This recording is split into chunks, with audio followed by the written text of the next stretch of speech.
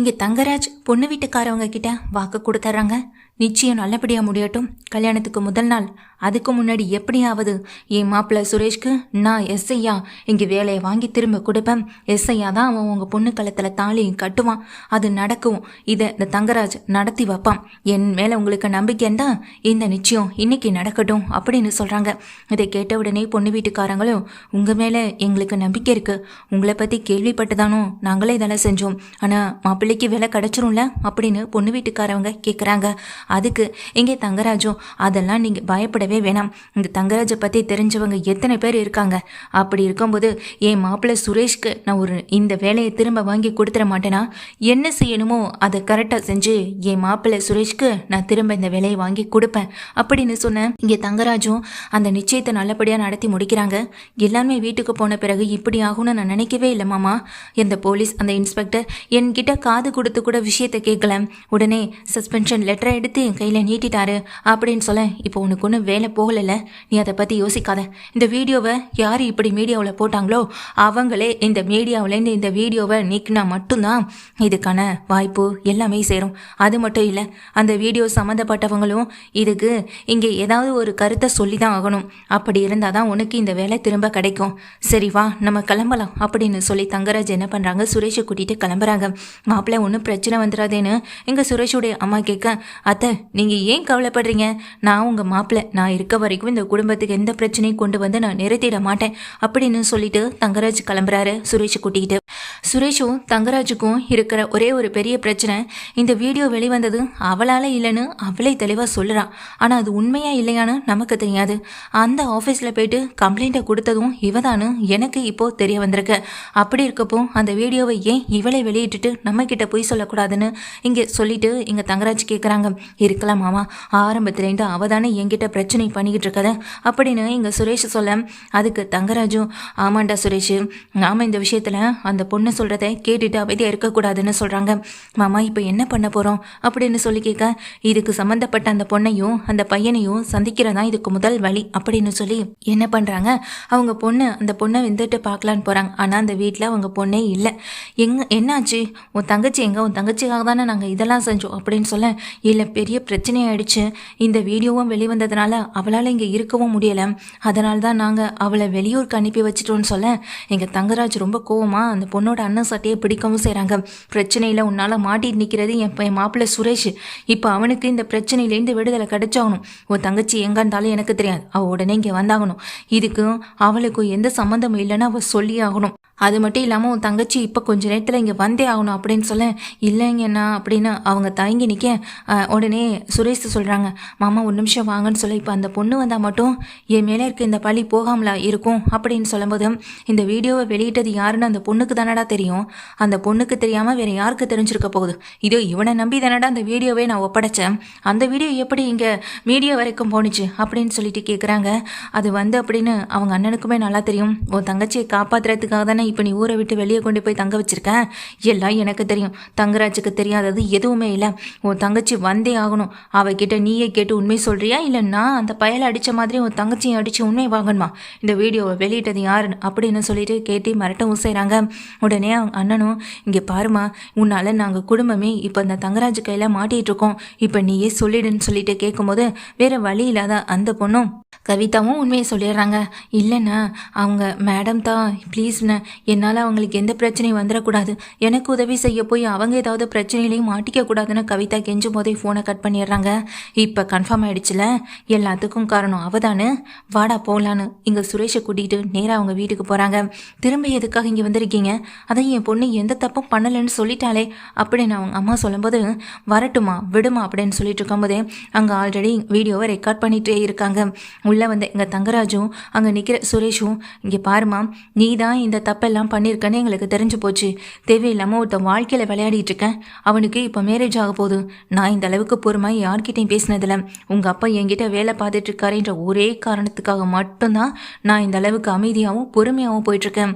இங்கே பார், நாளைக்கு என் மச்சான் சுரேஷ்க்கு கல்யாணம். அதுக்குள்ள இந்த எஸ்ஐ போஸ்ட் அவருக்கு கிடைச்சே ஆகணும். இந்த வீடியோ எல்லாத்தையும் பார்த்துட்டு அந்த பையனை விசாரிச்சு இது எல்லாத்தையும் உண்மை நிரூபிச்சிட்டாங்க. இப்போ இதுக்கெல்லாம் ஒரே வழி இந்த வீடியோவை டெலீட் பண்ணுறது மட்டும்தான்.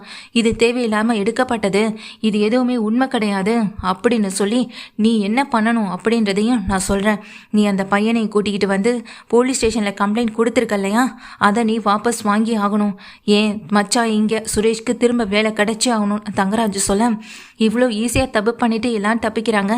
பொதுமக்களுக்கு பிரச்சனைனா போலீஸை தேடி வரலாம், ஆனால் போலீஸாலே எங்களுக்கு பிரச்சனை வருதே, அப்போ நாங்கள்லாம் யாரை தேடி போகிறது? உங்களை விட ஹையர் ஆஃபீஸில் இருக்கிறவங்கள தானே தேடி போக முடியும். அதைத்தானே நானும் பண்ணினேன். நானாக எந்த தப்பும் பண்ணலை. தப்பு பண்ணது நீங்கள், அதுக்கு கொஞ்சம் கூட வருத்தப்படாமல் இப்போ என்கிட்ட வந்து இவன் வாழ்க்கைக்காக கெஞ்சிக்கிட்டு இருக்கீங்க. இது உங்களுக்கு கொஞ்சம் கூட அசிங்கமா இல்லையா அப்படின்னு தங்கராஜை பார்த்து கேட்க, தங்கராஜ் போதும் நிறுத்து அப்படின்னு அவங்க டேபிளை பிடிச்சி தள்ளி விட்டு ரொம்ப கோவமாக கிளம்பி நிற்கிறாங்க. நாளைக்கு இவனுக்கு இந்த கையில் வேலை வந்து நிற்கணும், இல்லைனா உன் குடும்பத்தை நான் என்ன பண்ணுவேன்னு தெரியாதுன்னு சொல்லிட்டு போக, அதையும் இங்கே வீடியோவாக ரெக்கார்ட் பண்ணி வச்சுருக்காங்க. அதை பார்த்து எங்கள் சுரேஷ் அந்த ஃபோனை வாங்கி போட்டு ஒரே வேகமாக உடைச்சிட்டு, பார்த்தீங்களா மாமா எவ்வளோ திமிரு இருக்குன்னு, வீட்டுக்கு எப்போ வந்தாலும் ஃபோனை வச்சு ரெக்கார்ட் பண்ணுறது வீடியோ எடுக்கிறது இதே வேலையாக தான் இவன் அழிஞ்சிட்ருப்பாளாயினா அப்படின்னு சொல்லிட்டு இங்கே கண்டபடி திட்டுறாங்க. சுரேஷை திட்டிட்டு அந்த ஃபோனை உடைச்சிட்டு போக, ஏமா உனக்கு இந்த தேவையில்லாத வேலை, அதுவும் இந்த தங்கராஜ் எப்படிப்பட்ட ஆளுன்னு எனக்கு தான் தெரியும், நீ கொஞ்சம் பொறுத்து அமைதியாக போக மாட்டியாமா அப்படின்னா உங்கள் அப்பா கெஞ்ச, அப்பா நாம் எதுக்குப்பா அமைதியாக இருக்கணும், நாம் என்ன தப்பு பண்ணோம், தப்பு பண்ணிகிட்டு இருக்கதா அவங்க திருந்துறதை பற்றி அவங்கள யோசிக்காதப்போ, இங்கே பாருங்கப்பா நான் நல்லது தான் பண்ணுறேன், அதனால் எந்த பிரச்சனை வந்தாலும் நான் பார்த்துக்கிறேன் அப்படின்னு இங்கே அழகுமதியும் சொல்கிறாங்க. மதி சொன்னதை கேட்டதும் அவங்க அம்மாவுக்கும் அப்பாவுக்கும் கோவம் இருக்க தான் செய்யுது. அடுத்த நாள் கல்யாணமும் ஆக போகுது. கல்யாணத்துக்கு முன்னாடி நாள் வரையும் வேலை கிடைக்கும்னு சொல்லிட்டு மாப்பிள்ளைக்கு வேலையை வாங்கி கொடுக்காம இப்படி கல்யாணம் வரைக்கும் கொண்டு வந்து நிறுத்திட்டாங்களேங்க அப்படின்னு பொண்ணோட அம்மா அவங்க அப்பா கிட்ட புலம்ப, நானும் அதை தான் நினச்சேன். இப்போ என்ன பண்ணுறது, கல்யாணம் வரைக்கும் வந்து நம்ம கல்யாண மேடை வரையும் பொண்ணு கல்யாணம் நின்றுட்டாலும் பெரிய பிரச்சனை ஆகிடுமேன்னு சொல்லும்போது, அதுக்கு அந்த பொண்ணும், அப்பா எனக்கு இந்த கல்யாணத்தில் விருப்பமே இல்லை, இப்படியெல்லாம் அடாவடித்தனை பண்ணிட்டு இருக்கவங்களே எப்படிப்பா என்னால் கல்யாணம் பண்ணி முடியும், இப்போ வேலை போச்சு, திரும்ப கல்யாணத்துக்கு அப்புறமும் இதே தப்ப அவர் பண்ண மாட்டான்னு என்ன நிச்சயம், திரும்ப அதே மாதிரி என் லைஃப் ஆனால் என்னப்பா பண்ண முடியும்னு சொல்லிட்டு அவங்க பொண்ணு கேட்க, நம்ம பொண்ணு கேட்குறது நியாயம் தானங்க, அவள் பேசுறதுலேயும் ஒரு நியாயம் இருக்குதானங்க அப்படின்னு அவங்க மனைவி சொல்ல, இதுக்கு வேற வழி இல்லை, இந்த கல்யாணத்தை நிறுத்துறதான் இதுக்கெல்லாம் இருக்க ஒரே வழி அப்படின்னு சொல்ல, அந்த தங்கராஜ் எவ்வளோ பெரிய ஆளு தெரியுமா, அவரை பகைச்சிக்கிட்டு நம்ம எப்படின்னு சொல்லும்போது நமக்கு நம்ம பொண்ணு தாங்க முக்கியம், அந்த ஆளை பற்றி யோசிச்சா நம்ம பொண்ணு வாழ்க்கை என்ன ஆகுறதுன்னு அவங்களும் பேசிக்கிட்டு இருக்காங்க. வேற வழி இல்லை, கல்யாணத்தை நிறுத்துறதான் இதுக்கெல்லாம் இருக்கு ஒரே வழின்னு முடிவு பண்ண அவங்க அம்மாவும் அப்பாவும் கரெக்டாக இங்கே என்ன பண்ணுறாங்க, கல்யாணம் நடக்க போகிறதுக்கு முன்னாடி இந்த கல்யாணத்தை நிறுத்தவும் செஞ்சிடறாங்க. மாப்பிள்ளைக்கு வேலை இல்லாமல் என் பொண்ணு கழுத்தில் தாலி கட்டக்கூடாது, நீங்கள் கொடுத்த வாக்கை காப்பாற்றுவீங்கன்னு நினச்சோம், ஆனால் கடைசி வரைக்கும் உங்களுடைய வாக்கு நீங்கள் காப்பாற்றலைன்னு சொல்ல, என்ன நீங்கள் எப்படி இருந்தாலும் இந்த எஸ்சி வேலை திரும்ப இங்கே சுரேஷ்க்கு கிடைக்கதானே போகுது, இந்த தங்கராஜ் அவ்வளோ ஈஸியாக விட்டுற மாட்டான்னு சொல்ல, இதே தான் நிச்சயத்துக்கு முன்னாடியே சொன்னீங்க, கல்யாணத்துக்கு முன்னாடியே ஏன் பொண்ணு கழுத்தில் தாலி கட்டும்போது அவங்க ஒரு வேலையோட தான் உங்கள் பொண்ணு கழுத்தில் தாலி கட்டுவான்னு சொன்னீங்க, ஆனால் இப்போ வரைக்கும் வேலை இல்லையே, முகூர்த்தத்துக்கே நான் கொஞ்ச நேரம் தான் இருக்கேன், அதுக்குள்ளே எப்படி உங்கள் மச்சானுக்கு இங்கே வேலை கிடைக்கும்னு நீங்கள் நம்புறீங்க அப்படின்னு சொல்லிட்டு பொண்ணு வீட்டில் இருக்கவங்க கேட்குறது மட்டும் இல்லை, அங்கேருந்து கிளம்பவும் செய்கிறாங்க. இதை பார்த்த தங்கராஜ் தான் ஒரு கல்யாணத்தை ஏற்பாடு பண்ணி அது பாதியிலே நின்றுடுச்சுன்ற ஒரு கெட்ட பேர் தனக்கு வரக்கூடாதுன்னு நினச்சேன். இங்கே தங்கராஜ் என்ன பண்ணுறாருன்னா, அதே மண்டபத்துக்கு வந்திருந்த எங்கள் அழகுமதியோடைய அப்பாவை பிடிக்கவும் செய்கிறாரு. இது எல்லாத்துக்கும் காரணமான உன் பொண்ணு இன்னும் கொஞ்ச நேரத்தில் வரணும், அப்படி வரலனா அப்படின்னு சொல்லிட்டு மிரட்டவும் செய்கிறாங்க. அழகுமதியோடைய அப்பாவை பிடிச்சு வச்சுக்க அழகுமதி கொஞ்ச நேரத்தில் மண்டபத்துக்கு வந்து சேர்றாங்க. ஏன் எங்கள் அப்பாவை எதுக்காக இப்படி பிடிச்சு வச்சிருக்கீங்கன்னு சொல்ல, மதி நீங்கள் எந்த கிளம்புமா அப்படின்னு அவங்க அப்பா கெஞ்ச, ஏன்ப்பா நான் போகணும் அப்படின்னு அழகுமதி வந்து பக்கத்தில் நிற்கிறாங்க. அதுக்கு உடனே அங்கே நின்றுட்டு இருக்க தங்கராஜும், இப்போ என்னுடைய மாப்பிள்ளைக்கும் இந்த இடத்துல உனக்கும் கல்யாணம் ஆக போகுது, இந்த கல்யாணத்தை நடத்தி வைக்க போகிறதே இந்த தங்கராஜ் தான் அப்படின்னு சொல்ல, மண்டபம் வரை வந்து என் மச்சான் தோற்று போயிடக்கூடாது, என் மாப்பிள்ளை தோற்று போயிடக்கூடாது, அவனுக்கு தோல்வின்றது எதுலையுமே இருக்கக்கூடாது, உன்னால் ஆரம்பித்த பிரச்சனை உன்னாலேயே முடியட்டும் அப்படின்னு சொல்ல, முதல்ல இந்த பொண்ணை கொண்டு போய் உட்கார வைங்கன்னு சொல்லும்போது அழகு மலர் பார்த்து ரொம்ப கவலைப்படுறாங்க. இந்த பொண்ணு ரொம்ப பாவம், இந்த பொண்ணு என்ன பாவம் பண்ணுச்சு, அவங்க குடும்பத்தில் இருக்கவங்க என்ன பாவம் பண்ணாங்க, பாவம் எவ்வளோ பரிதாபமாக இருக்குது அப்படின்னு அழகு மலர் நினச்சிட்டு நிற்கிறாங்க. அழகுமதி இங்கே பார்த்துட்டே நிற்கிறாங்க. இங்கே தங்கராஜா அவ்வளோ ஈஸியாலாம் நான் உன்னை விட்டுற மாட்டேன்னு தங்கராஜ் வந்து பார்த்து அழகு மதியை பார்த்து சொல்லவும் செய்கிறாங்க. மதி நீங்கேருந்து கிளம்புமான்னு சொல்லும்போது, அப்பா நீங்கள் கொஞ்சம் அமைதியாக இருங்கப்பா, இந்த கல்யாணத்தை இவர் எப்படி நடத்துகிறாருன்னு நானும் பார்க்குறேன்னு சொல்லிட்டு இருக்கும்போதே அங்கே நின்றுட்டுருக்க சுரேஷ் தாலியோட பக்கத்தில் வந்து கட்டாய திருமணன்ற பேரில் இங்கே கட்டாயப்படுத்தி அவள் கழுத்தில் தாலியை கட்டவும் செய்ய சுற்றி இருக்க எல்லாருக்கும் பெரிய அதிர்ச்சியை கொடுக்குது. சரிடா மாப்பிள்ள சூப்பராக பண்ணிட்டா அப்படின்னு இங்கே அந்த தங்கராஜ் சுரேஷை பார்த்து கட்டிப்பிடிச்சு ரொம்ப சந்தோஷப்பட, இனிமே இவன் தான் உனக்கு புருஷன் அப்படின்னு சொல்லும்போது தாலி எடுத்து கையில் பார்த்துட்டு கண்கலங்குற எங்கள் அழகுமதியும் கண்ணை தொடச்சிக்கிட்டு ரொம்ப வைராக்கியமாக நிற்கிறாங்க. இந்த வீட்டுக்கு மருமகளாகவும் இதோ நிற்கிறான் இவனுக்கு மனைவியாகவும் போகிறதுக்கு நான் கொஞ்சம் கூட விருப்பப்படலை. ஆனால் அதே நேரத்தில் என்னையே பழி வாங்குறதா இந்த நேரத்தில் இந்த இடத்துல என் கழுத்தில் தாலி கட்டின உங்களுக்கும் இதோ நிற்கிறாரே உங்கள் மாமாவுக்கும் உங்கள் குடும்பத்துக்கும் நான் சொல்கிற ஒரே விஷயம், நீங்கள் என் கழுத்தில் தாலி கட்டி என்னை அடிமையாக்க நினச்சிங்கல்ல, என்னைக்கு எந்த நேரத்தில் எப்போ இந்த இடத்துல என் கழுத்தில் நீ தாலி கட்டினியோ அப்போவே நீ எனக்கு அடிமை ஆயிட்ட. ஒன்றை திருத்துறது என் வேலை இல்லை.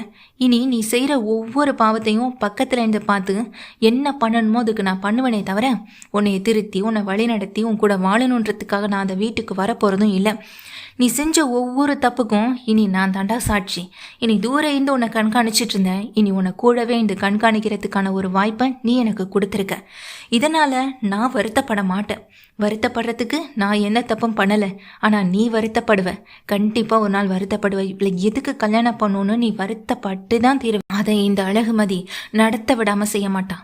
முதலா உன்னை உன் மாமா கிட்டேருந்து பிரிக்கிற வேலையை தாண்டா நான் இனி பார்க்க போகிறேன் அப்படின்னு சுரேஷை பார்த்து சொல்ல, சுரேஷ் அதிர்ச்சியோட அழகுமதியை பார்க்குறாங்க. என்ன பார்க்குறீங்க?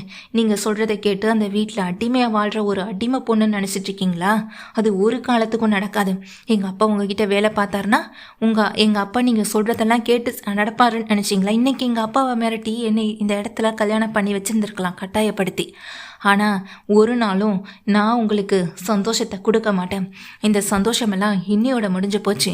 நீயும் மாமனும் சேர்ந்துருக்கிற கடைசி நாள் இதுவாக தான் இருக்கும். இதுக்கப்புறம் நீ உன் மாமா தங்கராஜ் கூட சேர்ந்து இருக்க முடியாத அளவுக்கு நான் செய்ய போகிற நாள் என் மட்டும் பாரு அப்படின்னு அங்கே நின்றுட்டுருக்க சுரேஷை பார்த்து அழகுமதி கோவமாக கத்துறது மட்டும் இல்லாமல் ரொம்ப மோசமாக திட்டவும் செய்கிறாங்க. என்ன மாப்பிள்ள இதெல்லாம் இப்படி நடந்து போச்சேன்னு அங்கே சுரேஷோடைய அம்மாவும் அப்பாவும் சொல்ல, விடுங்கத்த இதெல்லாம் வெறும் வீராப்புக்கு தான், இதெல்லாம் வாழ்க்கையில் நடைமுறைக்கு செட் ஆகாதுன்னு சொல்ல, நடைமுறைக்கு எது செட் ஆகும் எது செட் ஆகாது எதை நடைமுறைப்படுத்தலான்னு அதை நான் தான் முடிவு பண்ணணுமே தவிர நீங்கள் கிடையாது. அந்த வீட்டில் உங்களை எப்படி வேணாலும் கொண்டாடலாம், ஆனால் என்னை பொறுத்த வரைக்கும் நீங்கள் அப்படின்னு சொல்லிட்டு இங்கே காலை பார்க்கவும் செய்கிறாங்க. என் செருப்புக்கு கீழேன்ற மாதிரி தங்கராஜை காட்ட தங்கராஜுக்கு பெருத்த அவமானமாகவும் இருக்கு. உடனே இதை பார்த்து அழகு மலரும் இந்த தைரியம் நமக்கு வராமல் போச்சேன்னு நின்று பார்த்துக்கிட்டு இருக்காங்க. பாக்யராஜும் பாவம் அந்த பொண்ணு இல்லை அப்படின்னு சொல்லிட்டு இருக்கும்போது, பாவம் இனிமே அந்த பொண்ணு இல்லைங்க, இனி உங்கள் தம்பியும் உங்கள் மாமாவும் தான் அப்படின்னு இங்கே அழகு மலர் சொல்லிட்டு இருக்கவும் செய்கிறாங்க. அழகுமதியை வீட்டுக்கு கூட்டிகிட்டு வரவும் செய்கிறாங்க. அழகுமதி வீட்டுக்கு போன அடுத்த நிமிஷமே தன்னுடைய ரூமுக்கு போயிட்டு ரெடி ஆகிட்டு வெளியே கிளம்புறாங்க. ஏய் கல்யாணம் அடுத்த நிமிஷமே எங்கடி கிளம்பிட்டேன்னு அவங்க அத்தை கேட்க, யார் நீங்கள் அப்படின்னு கேட்குறாங்க. நான் தான் அப்படின்னு சொல்லும்போது, என்ன யாருன்னு கூட தெரியல மலரு, நான் யாருன்னு சொல்ல அப்படின்னு அவங்க அத்தை சொல்லும்போது, இவங்க தான் அத்தை அப்படின்னு சொல்கிறாங்க. யாருக்கு அப்படின்னு கேட்கும்போது, நமக்கு தான் அப்படின்னு மலர் சொல்லும்போதும், இவருங்க உங்களுக்கு வேணா அத்தையாக இருக்கலாம், நானா அப்படி பார்க்குறது கூட இல்லை. எனக்கு யாரும் எந்த உறவு முறையும் வேண்டாம். இந்த வீட்டில் இந்த தாலிக்கு மதிப்பு கொடுத்து மரியாதை கொடுத்து இருக்கேன்னு மட்டும் நினைக்காதீங்க. அதையும் தாண்டி எனக்குள்ள ஒரு கோவம் இருக்குது. என் முன்னாடி வந்து நின்று எதையாவது பேசி என் கோவத்தை அதிகப்படுத்த விரும்பாதீங்க அப்படின்னு அழகுமதி சொல்லிட்டு அவங்க பாட்டு காலேஜ் கிளம்பி போயிடுறாங்க. மாலையெல்லாம் தூக்கி வீசிட்டு தன்னுடைய வாழ்க்கை இப்படி ஆயிடுச்சுன்னு சுரேஷ் மனசுடைஞ்சு உட்காரவும் செய்கிறாங்க.